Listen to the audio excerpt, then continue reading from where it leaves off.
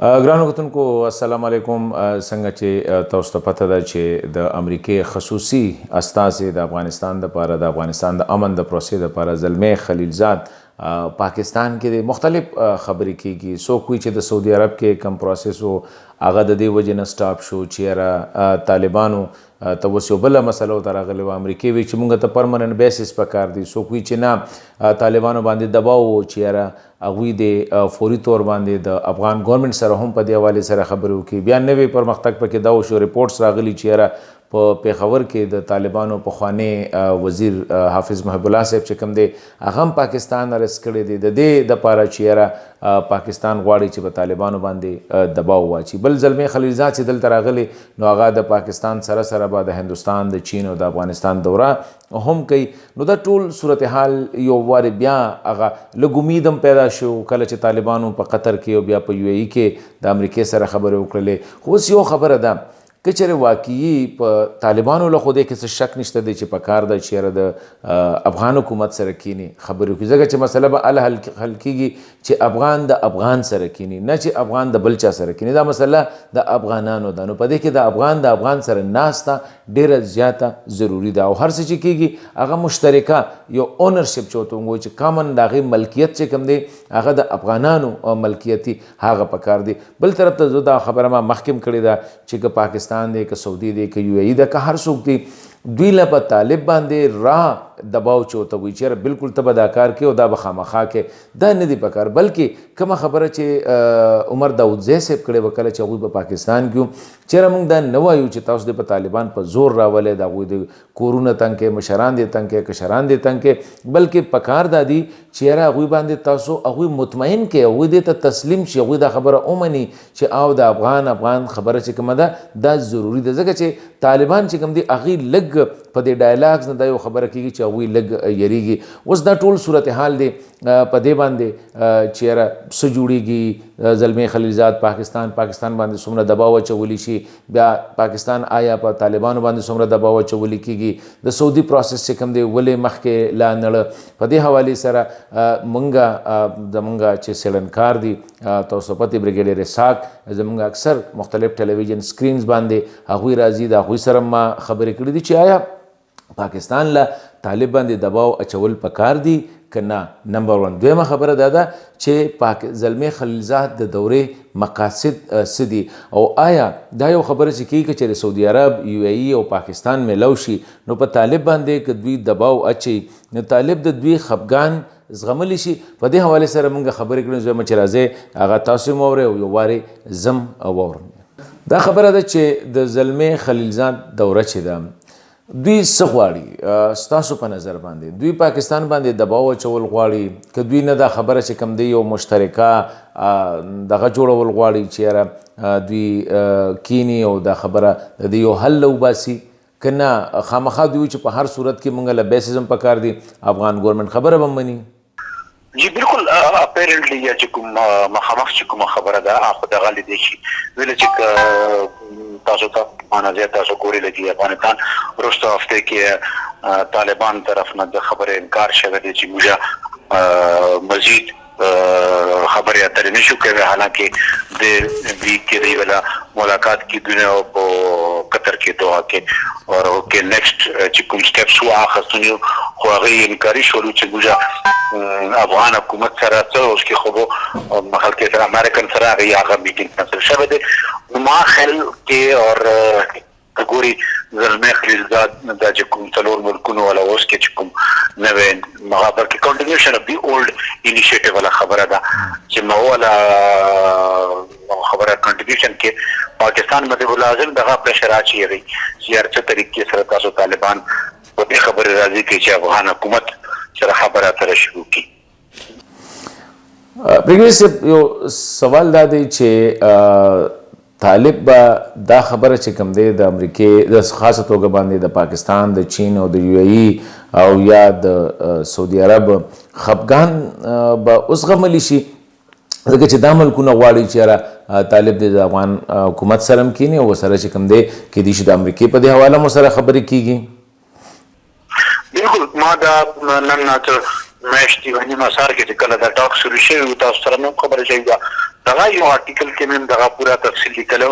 چې هغوی ولا مقصد ټولو نه غټ چې کوم دي ابودابي چې په افغانستان کې بیسز چې کوم دی جوړ کړي دي رستو ولس کالو کې چې کوم کې ټول نه غټ دوا بیسز ماته چې کوم دی شي لګي دي یو باګرام دا او بل کندهار دا اور دوا نور بیسز چې کوم چانسز کې دي شي یا یو چې کوم دی هغه کې आवाज وګورم شیندن والا د هرات کې چې کوم دی دو درو بیسز والا سټریټیجیک ویلیو دا جی اور یو التکه دی پتی کې دنه لپاره دویمه دو بیسز باندې خاص طور باندې کله چې موږ کندهار او باګرام ګورو دو باندې ډېر هیوی انویسټمنٹ شوی دی او هغه انویسټمنٹ دورا اساني سره دی نشي پیښه اور دا د پریم کوم تاسو ته یاد ویلي خبره چې کدا سامانم دلته نه دی سره چې توان واړي چې کوم دی ولس کال کې راوړی دی نړۍ ته کم از کم 15 کاله پکار دي چې صرف سامان هلته نه ویجت کی د واپس یو سی هلته کې ډسټروي کی نو خبره راغله تاسو ولا چې دا خبره تر چې دی یو بیس واړي بالکل چې 100% دی بیس په واړي هغه نه سوا دی سره بل لري نشته او طالبان بالکل انکاري دي اوس پر مالا چې کوم اطلاع دی دا دي چې بالکل انکاري چې نه دای صورت کې نشي کېدای چې موږ امریکایانو ته دلته کې څه بیس ورکو ها هغه د موږ ټایم لاین لازم چې وو مس خالد زه خالد له خالد شپږ مې ټایم لاین باندې تشکیل کېږي په خبر کې چې دا کوم ریپورت راغلی دی چې د طالبانو په خواني وزیر چې کوم دی حافظ محب صاحب هغه اریسټ کړی دی نو آیا دا د پاکستان د ټریډیشنل دباو حصہ ده او تاسو غنئ چې دا به کوم دی پاکستان د یو ښه پالیسی ده چې په طالبانو باندې دباو چې هغه ټریډیشنل طریقې سره کنه مخکې هغوی کنوینس کول پکار دي د هغې نه پس چې کوم دی دوی ته نه جی بالکل زه خو دا بالکل غلط سټپ ګڼم که دوی داسې څه حرکت کړی دی ما علم کې نه و تاسو خبره ماته وښیله ما خیال کې دا چې کوم ابو ویل طالبان کلام ټرمز هغه ډیکټیټ کوي نه شي غي باندې انا ساتم چې کله افغان حکومت کې طالبان کله چې غي خپل دولت کې وو اور گورنمنت ما او ټایم کې کدا سو ته یاد وي پاکستان یو ظلم خپل ټرم هغه باندې منل کړی نو ویل چې هغه هارد لاینر دي چې دوه درې شنو کې هغه کې بونی ته تر خبره تر بومو کې انفلوئنس ور باندې شاده لګ ډیر خبره وبمني خو په زور کار کول دا خو ما حساب کې یو نوې چپټر کو بلوشي ولې چې طالبان پاکستان یو بل نظر سره ګوري د مشر چې مولا عمر صاحب خدای وبخښه هغه یو بل نظر سره پاکستان ته وکړ نو کومه نن دا طریقہ اپناو کو چې موږ دای ولا مشران نیول شروع کو راغی باندې پرشر اچو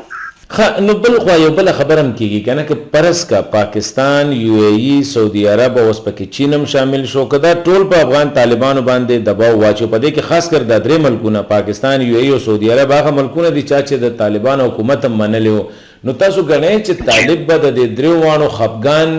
برداشت کی پرس که خبرو ته نکینی یا دا افغان حکومت سره خبرې نه کی په دې سټیج باندې یا د امریکای دغه ځکه چې دا خو دریونه ملکونه ما په خیال په یو پیج باندې ښکاري بالکل تاسو ته زبردست خبره وکړه دغه ګوري چې طالبانو باندې یو خو دوه شول دي کنه آیا طالبانو سره نیګوسییشن شروع کو خبره پر شروع کو مخکې لاړ شو د ډیماند چې دی امریکن ډیماند چې دی ټیبل باندې دوه مخامخ کیږي به هغه کې چې کمه زیاته کیږي چې امریکا خپل ډیماند کموي چې طالبان خپل ډیماند کموي کشي په خو بالکل اګری کوم چې دا طالبان دا خبر نشي خو ویل چې غي ول ډېر سټیکس دي په پاکستان کې ډېر سټیکس دي او سعودي عرب کې او یو ای کې ټول علاقو کې دا درې وړو کې سټیکس دي ول چې البته کې غي بلا صرف د فاینانشل سټیکس نه دي دی ول سټی دا دی ول انفلوئنس دا دی ول فیوچر پلان چې کوم دي ابو بي پاکستان کې غي ول سټیکس ټول نه زیات دي ما نظر کې نو تاسو خبره ټیک ده چې دا نه نشي کوي خو مقصد څه ده مقصد آیا دا مجبوره وند طالبان چې ته هغه خبرې ومنه چې کوم هغه ولا سټریټیجیک گینز وو نوي او هغه ته نقصان براسي یا ابو امریکا फायदा وچته کیونه یا افغان حکومت غواړي چې هر صورت کې طالبان د کینی کې هغه خبرې دی ومني چې کومه خبرو باندې هغه شروع نه انکار کړی دی. دا ډېر ټریکی هغه ده. د باندې ودا سوچ کوونه شي چې طالبانو نه موږ غواړو سو آیا موږ دا غواړو چې هغه د پرمیشن ورکړي یا هغه د خبره باندې راشي چې بالکل امریکایانو ته د مخکې 25 کالو د پاره یا مخکې 50 کالو د پاره یو سټریټیجیک بیس ورکړي نو ما خیال کې مشکله وشي ولې چې دا ولته لوجیک نه ښکاري بو سو ریزن او د طالبانو ول ټول عمر جګړه چې کومه ده چې ترڅو 17 کال جګړه ادا دغه چې امریکایان یا د نور چې کوم فورس دي د افغانستان نه اوسي نو که هغه خبره ومنله نو دا مطلب خدا شو چې هغه ولا ولس کال ور جګړه چې کومه وا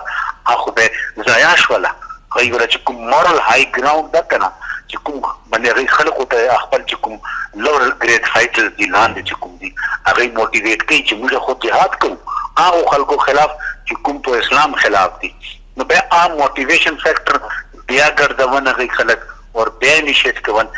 مشکل شي نو دې لپاره دا ډیمانډ چې کوم دي دا الله کوم دې ماته مشکل ښکاري.